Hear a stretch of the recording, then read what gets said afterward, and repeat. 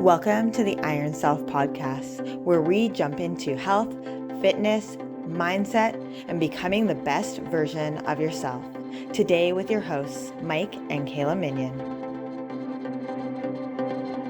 Welcome back to the Iron Self podcast. Good morning, guys. On today's episode, we are talking about food, results, and fueling our body. So we wanted to come on here today to go over this just because we get so many questions about, what is the best way to fuel my body? And what is the best way to get results? Right? And the answer is, it depends. So this was originally going to be an episode on food, strength, and cardio. And then we were talking when we were trying to brainstorm what we were going to do for it. We were like, this needs to be 3 separate episodes. There's too much to go over to put them all together, or else we'd have like a 2-hour episode. And there's too much to think about even in regards to one. So we're going to dive into them a little bit here, but know that there will be more future episodes on these topics. Yeah, okay. Perfect. So let's start with food in general. I think this is a place that you and I preach and preach and preach and preach and preach. But let's start out with 2 words. Whole foods. Whole foods. Let's say it together now. Whole foods! Food. So where should you start for results? Whole foods. Does it matter how many calories you're eating? Does it matter how many portions of something, or counting macros of something, or all of these things? At the end of the day, it depends. But if you start with whole foods, you're most likely going to see results right out the get-go. So the reason for that is because when we are eating these highly processed, no better way to say it, shit foods, we're not fueling our bodies properly, and our bodies respond to that with what? Inflammation. And when we have inflammation in our bodies, what does that show up as? It shows up as a whole myriad of different issues and problems that you can have. Anything from indigestion, gassy, bloated feelings. I mean, you can be constipated, you can have diarrhea. There are so many different things that can happen when your body is dealing with inflammation at a very base level. So our gut microbiome's like, this stuff isn't whole foods. What's going on here? And then it starts to do all kinds of crazy stuff. And if your body isn't getting the nutrients it needs from the foods that you're trying to fuel it with, and a lot of people don't realize that a lot of these emulsifiers that are in processed foods are actually causing the microbiota, or the enzymes in your guts. We'll go with the bacteria in your guts. Start melting the lining of your guts. Yeah, they just start eating the lining in your guts, and now we have leaky gut, we have IBS, we have all of these conditions. Crohn's disease. What? Why do I have these? Well, these emulsifiers, these other things that they're putting stabilizers into these highly that they put into food. our foods. Yep. Yeah. So if you can't say it, you probably shouldn't be eating it. And I know it's easy to say that, right? And then you go to the grocery store and you're looking at all of your favorite food items that are these highly palatable things, like the pre-made ribs and all of this stuff that have all of the diglycerides and tri-whatevers, all of the stuff that you can't even read on the labels. Probably stray away from those and just go back to the old-fashioned way of getting whole foods, cooking them, and eating them. And if you eat whole foods, you're less likely to overconsume them. I know that there's a lot of guys that can pack back a steak, a big one at that, but the chances of you being able to overconsume an entire day's worth of meat or vegetables is pretty negligible. Most of us are going to stop at some point because we are stuffed. So there's another little caveat to that, and steak's a beautiful option for that, because when you get these giant T-bone steaks, or when you get, you can go to restaurants and get like an 18-ounce steak or whatever it is, right? Your body isn't able to digest that much protein at one time anyways. So essentially, you are going to be wasting your money. So keep it within reason. You don't have to eat the world's biggest steak to feel satiated. And if you do, maybe you should be questioning that too. So along with whole foods, where we start our clients is beginning to listen to our body. What is your body telling you? Are you 80% full? Or are you 100% full? There is a difference. Go ahead. What if you don't have any hunger cues at all? Oh, we'll jump down that rabbit hole in a second. Sorry, I wanted to jump into that just because it's like when you're saying, are you listening to your body and feeling full? A lot of people have eaten in such a calorie deficit for so long that they don't get those hunger cues anymore. Well, So those hunger cues go away because ghrelin is all disrupted, and there's a whole all myriad. the hormonal imbalances you get when you are eating in a crazy calorie deficit for an extended period of time, fucking atrocious. No, well, if you want me to touch on that, so there's this like phenomena that you can read about in textbooks until you're blue in the face, but until you actually experience it, it is the most bizarre thing. So it's something that I'm going through right now, where I'm bringing my awareness back to the feeling in my body. How is my body feeling? That ischemic load, that weight in your stomach. You can physically see the belly is distended. You can feel the load in the belly. I am full. My brain literally is telling me Hungry, hungry, hungry, eat, hungry. eat, eat, eat, eat. And it's like I could eat till I'm at the point of vomiting, and my brain is telling me I'm not full enough. And that is the most bizarre feeling. So I'm on the other end of that spectrum where I have crazy hunger cues and I can't actually satiate them. And most of our clients are on the other end where they have no hunger cues and they're not really like motivated to eat, or they're terrified to eat. So the relationship with food also plays into this. 100%. But let's go back to the beginning. We're starting with whole foods. From whole foods, we move into how is my body feeling about the food for the most part. And there, like Mike said already, there's caveats to that. From then, and only then, do we begin to look at portion sizes or macro tracking. And why do we do that? To make sure we're getting enough micro and macronutrients, and to get familiar with what our food is made up of. If you have no idea that beans are more carbohydrate than they are protein, but you are a vegetarian who's consuming lots of crackers and chips and all of these other processed vegetarian style foods, then how are you ever going to know if you're getting enough of the nutrients you need? And that works too on the meat side of the world, knowing that, bacon is more fat than it is protein, or that there's certain cuts of meat that are more fat than they are protein, right? So just having that idea in the back of your mind that it's not as black and white as you think it might be. Yeah, and all foods are made up of all macronutrients. They all have some form of carbohydrate, fat, and protein in them, but just in varying ratios. And when we get really comfortable and familiar with what our food is made up of, we can start to make our food choices more advantageous for the outcome, the result, the goal that we have. Yeah, and this ties beautifully into the next portion of this, is what is your goal? Because if we're talking about foods, results, and fueling our body, again, this is why I said it depends, right? Because everybody's goals are different. If you are looking to shed weight, if you are looking to add weight, if you are looking to increase performance, if you are looking to live a pain-free life, if you are looking for general health, your diet is going to be different than every single one of those other options that I just said. They're still going to have similar concepts. We're still focusing on whole foods. We're still making sure that we're eating enough micro and macronutrients to satiate our needs and what our body requires for basic sustaining our lives, finding that homeostasis, but we are still going to be different in the approach that we take for each. Okay, so let's jump into that. So we've talked about the basics, the fundamentals. Now we're diving into, you've already set your goals, you know what your goal is. Now, how do I fuel my body for that goal? So if my goal is weight loss, at the end of the day, it doesn't matter whether I am keto, low carb, high fat, Mediterranean, paleo. I mean, you name the diet. It doesn't matter what fucking diet you're on. You need to be in a calorie deficit. Yeah, dude, I gotta use the example of keto because we have so many people that we have spoken to over our entire lives here that say the only way I've ever lost weight is on keto. That's because you're not eating the rest of the garbage you would normally eat. Right? And you're not over-consuming things. Your hunger cues go down. The easy one for a lot of people to over-consume is carbohydrates. So you have a couple cups of rice, you have some potatoes at dinner, you have whatever it is, some pasta, and boom, you're over on your calories because you've consumed so much carbohydrates. So sure, if you are not physically watching how much of everything you are eating when you are not doing a keto diet, then yeah, you're going to lose weight when you go on keto because you are very strict. You're following some sort of a protocol. You're paying attention to how much food you are consuming because you want to make sure that you're eating enough fats to be in ketosis. Okay? Great. Yes, you might lose weight. The other portion of that is that when we're eating carbohydrates, our body stores water. Glycogen. Our glycogen stores water. We store water intracellular. So for every gram of carbohydrates we store a half cup of water.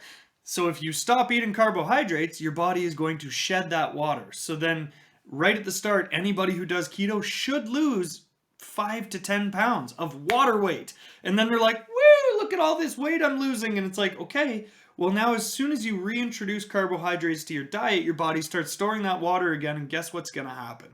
You're going to gain that weight. You're going to gain that weight, plus generally up to 25% more back that you lost. Because your body isn't sure when you're going to lose it again. The other piece of that is that protein and fat are highly satiating. They take a really long time for our body to digest them. So you don't really get very hungry while eating that way. And you're more likely to actually shed a lot of, how do I say this?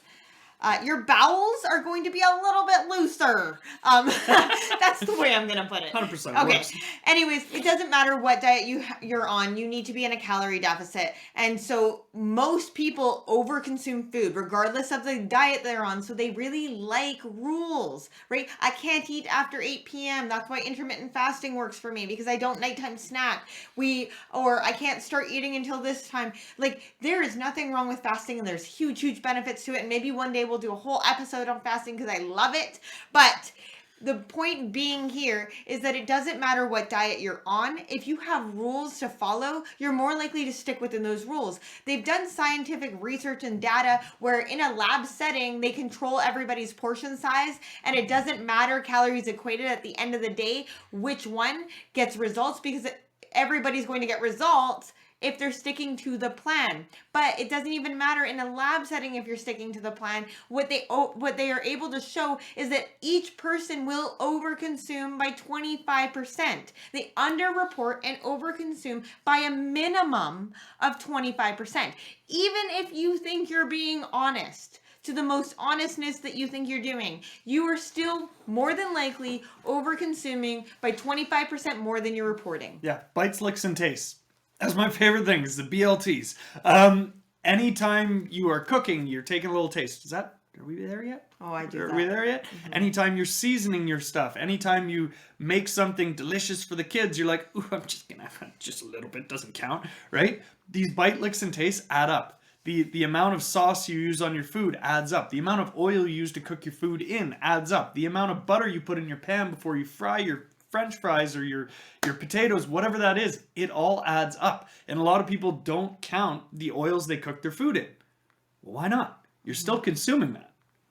So for food, for weight loss specifically, we want to be looking at whole foods because you're going to reduce your cravings. You're going to increase the nutrients that your body needs, because if you're in weight loss and you're eating in a calorie deficit, you have less food overall to get all those same micronutrients in. So focusing on those whole foods. Where's your turnip? Where's your rutabaga? Do you have like the good quality whole foods, or are you consuming like just less pasta and I'm going to just continue eating all of these other foods that maybe are a little bit more processed? So when we bring it back to the whole foods, your body will thank you, and you'll be more physique pleasing because your body is getting what it needs out of it. Yeah, no, love it. Okay. Moving on to sport, fueling our body for sport. It depends. It depends What is the sport you do? Okay, are you a distance runner, or are you somebody that needs to be anaerobic? You're going really hard, really fast, and then you're resting. You're a hockey player. Hockey, football, baseball, whatever it is, Soccer. where you are going. No, not soccer. That's aerobic. But whatever it is, if you are in the anaerobic energy system where you go hard and then you get to rest, right? That's going to differ. We're going to be more focused on carbohydrates so that we have that available energy right now. We have the glycogen stores available for our bodies to use. Now, if you're a distance athlete, and we're going to stay more in that fatty acid oxidation, where if we're in those longer duration events, then we're going to start looking at fueling our body more with, like, I'm not saying keto, but I'm saying with a higher fat diet, again, clean fats, so then our body has that sustainable energy source long term. So you can't go out and eat McDonald's and then go for a long run and get the benefits out of it? Well, you said high fat, so I just want to make sure that... But I also said whole foods. Get out of here. No, so Oh man. Did I stump you then? Sorry, I didn't no, mean to it stump didn't you. stump me. It blew my mind. No, No, but I have you need seen to that. be eating the healthy fats, right? So, distance athletes, I don't care what distance athlete you are. If you are playing soccer where you're going to be running a pitch end to end for 2 hours straight, or if you're a marathon runner that is going to be going for 2 to 4 hours on a straight track, given or hard, you need to sustain your energy levels and your glycogen systems, your carbohydrate energy is gone within the first half hour. This is why we have to rely on our energy sources coming from our fats in our diet. Now, the fun part about this is that yes, you will burn your fat stores in your body, but your body's going to use the most readily available energy source it has. So it eats the food, uses the food that you've eaten most recently first. So this is where the carbohydrates will go first. Your body's like, hey, I need energy right now. What's happening? And to make that ATP or make your energy system run properly, then your body's going to be fueling with that carbohydrate for the first 15 to 30 minutes, depending on your body structure. If you have more of your type 2 muscle fibers, then you're going to be able to use that glycogen longer than if you had smaller, I'm just saying legs right now, right? So if you're running and you have big muscles on your legs, you can use that glycogen longer than if you have small muscles on your legs. So this is where we start to look at body composition for fueling the energy. Sorry, I could nerd on this for days. If you're ready to make a change in your life, step into the best version of you, check out our Iron Self Transformation Program. Find more info on our website, www.ironbodycoach.com.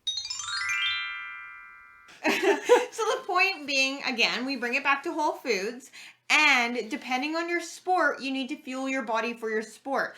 It's not just about now eating healthy, it's about what kind of nutrients am I prioritizing for this specific sport to get the result that I want, the best result. Because yes, you're going to get results whether you eat whole foods for any sport over processed foods. But if we start honing in, like when we're looking at athletes, we're talking about like a micro change. A 1% difference makes a world of difference when you are competing against other athletes. So you want to have those micro changes, those micro differences that give you that little leg up that help you with that 1% difference. And athletes like that, like when we're talking about performance athletes, this is almost the only time that nutrient timing really starts to matter. When we look at nutrient timing and people are like, ooh, I gotta eat a certain amount of time before my workout, and then there's only this anabolic window where I have to eat after my workout. All of that is bullshit for the most part. You still need to have, yes, you still need the building blocks of protein before your workout. So again, like an EAA, BCAA before your workout's a great thing. Don't get me wrong. And then again, you should have it again after within a certain window. Yeah, sure, couple hours. As long as you're fueling your body regularly, if you're not going for performance, go for it. But the moment that we step into, well, now I got to fuel myself for this race, for this game, for whatever this is in an athletic setting, yes, now nutrient timing does matter because you want to be able to have those energy stores, those carbohydrates loaded so that right when you're going at the start, you have that energy and you don't have a lot of food sitting in your belly just waiting, because as soon as you have that food in your belly, you're going to feel sluggish. You're going to feel those changes in your performance levels. So nutrient timing is a thing if you are a high-end athlete. Okay. Strength gaining. So we're muscle gaining, weight gaining. What kind of nutrients do I need? So again, we want to get enough protein at the end of the day because your BCAAs or your branched chain amino acids and your EAAs, your essential amino acids, these are your building blocks of protein. Your body needs these in order to build and repair protein. So if we are getting enough protein for our body, and the minimum recommendation from Health Canada is 0.3 grams of protein per pound of body weight. It's way too low. It's way too low. But I'm that saying sustains that life. sustains life. That's the minimum. And now what we always recommend is anywhere from 0.8 to 1 gram per pound of lean mass. So now I want to gain muscle or I want to put on some body weight. Now I need to get my protein up. I need to get enough overall I was calories. gonna say it's the overall calories too, 100%. Right? And getting enough of the right nutrients again to allow my body to help me build and gain. Mike has seen better gain since he started eating more whole foods than when he was just trying to get the calories in, because the body processes them differently. Yeah, so this is where the idea of the dirty bulk. If you've ever heard somebody like, "Oh yeah, I'm doing a dirty bulk right now," and they're like eating McDonald's and eating like high fat shit foods, and they're like, "Yeah, I'm getting dirty bulks." It's like, no, you're putting on body fat. You can't change fat to muscle and muscle to fat. You're not It doesn't gonna work that way. melt the fat into muscle and be this freaking unicorn. So again, fueling your body with whole foods still, right? Everything that you guys have heard us talk about today all comes back to those two fucking words, whole foods. So start eating them if you have goals that have to do with your health. Even if you don't have goals that are specifically about your health, but you just want to be healthy, whole foods. Right. So for weight gain, we need to be in a calorie surplus in order to build. Ooh. And so one of the big things is that just because we've calculated a calorie surplus doesn't mean that your metabolism won't upregulate to that new amount of food. And so I'm going to give Mike as the example, and I'm sure I've shared this previously, but whatever his calculated, My calculated maintenance was 3,500 calories. and we've had to increase it to 4,500 to see the gains. And even then, it's like negligible at 4,500. Once I started seeing the gains was when I was constantly, and I mean constantly, hitting over 5,000 calories a day. Then I started to see my weight come up very slowly. But that's what we want. You don't want to just put on 10 pounds and be like, "Whoo, look at that, it's all muscle, baby." It's like, no, it's going to take time to build muscle, just like it takes time to build your body. Right. Exactly. So healthy whole foods at the end of the day. Now, when we look at eating for overall health, now we need to look at foods that maybe cause inflammation in your body. And this is where Mike and I do DNA testing now. So we send off 5 hair follicles to the lab, and we get back a 67-page document that shows us the foods that our body is sensitive to. Now, there is a difference between an allergy and a sensitivity. An allergy means I have an anaphylaxis style reaction. My Think body. peanuts and shellfish. Yes, exactly. When we have a sensitivity, it means that our body just doesn't absorb the nutrients properly or digest it. Our body just doesn't handle that food source very well. So this is where you start to see inflammation, and it can be like I said before, it can be anything from gas to a rash to literally anything that Digestive upset, feels off. Constant constipation. Like there's all of these things that kind of go hand in hand. Brain fog, fatigue, like all of this kind of plays into this. So when we start to reduce the foods that we are sensitive to, then we start to see better performance from our body, not just in our movement patterns, but in our sleep-wake cycle, in the way that our body the way our brain works, the way that we have the cognitive function, the way that we can interact with the world around us. Yeah. The one thing that I wanted to throw in there too is that I've literally had a client that was in pain for no reason. Okay, so this client came to me. He said, all the time my knee hurts. No freaking clue why. I haven't done anything to it. There's no specific onset, but just painful. So we started to look at diet, and we were like, okay, well, what do we have generally? Like, get to track the food. And then we noticed that every single time that this client had dairy, their knee hurt within 2 to 3 days after. And then it would hurt for a few days, and then it would go away. And then we, again, paid attention to when it was hurting, and it was after they ate dairy every single time. So then we were like, okay, pull dairy out of the diet, see how the knee does.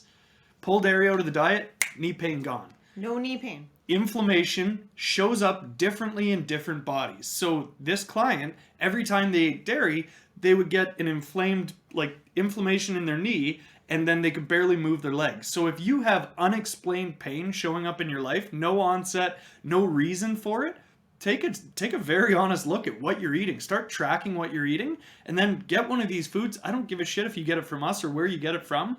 Do a food sensitivity test. See what your body responds to in an inflammatory response.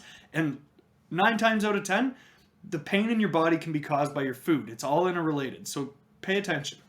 That I love that. I love that you're saying this because like we can share our experiences and the things that we've changed, but I think a lot of people see us as magical unicorns and that we are, just special beings. And I'm like, no, we see this all the time in clients. Like you get rid of certain food sources and all of a sudden the pain heals, the inflammation heals, the skin clears up. Like I had a client who was constantly having a rash on their face. They had chronic outbreaks of zits on their face. We removed soy from the diet and we removed soy from all of the products that they were using, like the makeup and everything too. This person no longer has a rash on their face. They no longer have the breakouts that they were having. Why? Not because they weren't getting enough water like other people were telling them, because they were consuming soy that was causing inflammation in the body and it was coming out this way in their body. So start to really question the food sources that you have and start to look at the food sources. Now, the one thing I want to talk a little bit about before we finish this episode is just looking at marketing in the food industry and knowing what your food sources are made out of. Because I had something really grind my gears about a week ago, and I just haven't been able to voice it to everybody.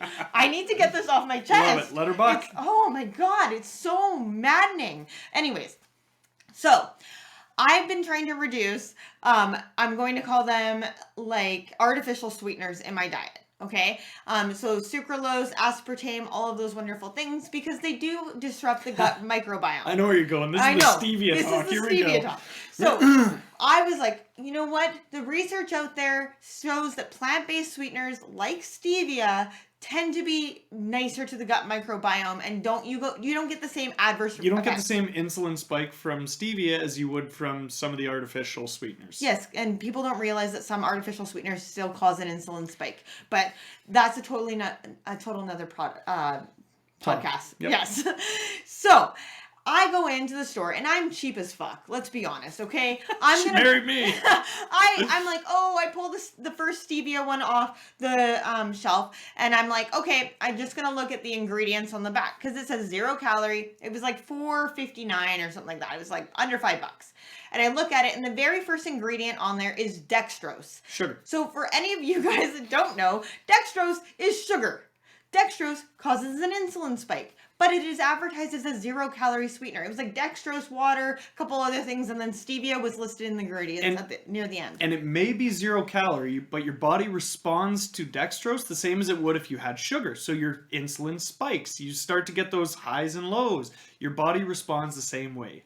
Well, and the other piece of this is that it is 0 calories based on the serving size. So maybe you have one squirt and it's more water than it is anything else. So one squirt, it doesn't even equal 1 calorie. It might equal half a calorie. If you put 2 squirts, that's a calorie. It might be. It might be. You don't know. But anyways, you're still going to get an insulin spike. So now I'm like, okay, so the people that are buying this product are either people that are dieting, people that are in ketosis, people that don't want to use sugar. Diabetics. They and don't want to diabetics, spike their insulin. Right? So now the cheap one had dextrose in it. So I was like, okay, well, that's not the one I want.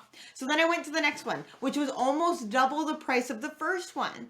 And it says 100% plant-based 0 calorie sweetener on it. The very first ingredient on the list was agave nectar. Now, first of all, I should say, if you don't already know, they list the ingredients from the most in there to the least in there. That's how it's listed on the package. So agave nectar was the first ingredient, and then it had a couple other things in water, and stevia was eventually in there at some point. Agave nectar, much like honey, is still going to spike your glucose levels. It's still going to spike your insulin levels. You're still going to crave that sweet craving. Okay, this was not the sweetener for me. Now I have 2 0 calorie sweeteners that I have tried to purchase. Neither one is the one I'm looking for. But had you not, again, the big reason we're bringing this up is because if you don't have this knowledge, then you're going to grab, probably, I'm just generalizing, you're probably going to be like us and be like, whew, why would I spend $12 when I can spend $4.50 for the exact same thing because it's stevia? It's not the same thing. So then, yes, I had to spend almost $12 to get a stevia sweetener. That only had 3 ingredients, one of which was stevia. It was like stevia, water, and some sort of like stabilizing agent. And it was like $12. And I was just dumbfounded. But if you don't have the knowledge or you don't take the time to read the labels, you're not going to know. So the point that I'm trying to make is that the food industry is based on marketing. They base everything on what they tell you, and you often will take it at face value. I've seen bacon that says healthier option at the top of a pack of bacon. It's still fucking bacon. There isn't a healthier option for bacon, people. So you need to understand, just because it says organic or just because it says certain things that maybe are trigger words that we think are healthier does not necessarily mean it is. The amount of people that think that, oh, gluten-free is healthier than regular wheat-filled products, I mean, no. At the end of the day, if it's a processed food, it's a processed food, and they probably added sugar, fat, and salt to it to make it taste better, and it's not going to give you necessarily the results that you're looking for. So what I'm trying to say is read your food labels, people. That is what I'm trying to tell you. So if you want results for your goals, start with whole foods. Start with listening to your body and the way it responds to your body, reading the packaging, and nourishing your body based on the goal that you have in mind. And then when you're getting very specific to your goals, like that is the general baseline. And then again, like we've said throughout this entire episode, if you are getting more specific with the goals, the answer is, it depends. It's true.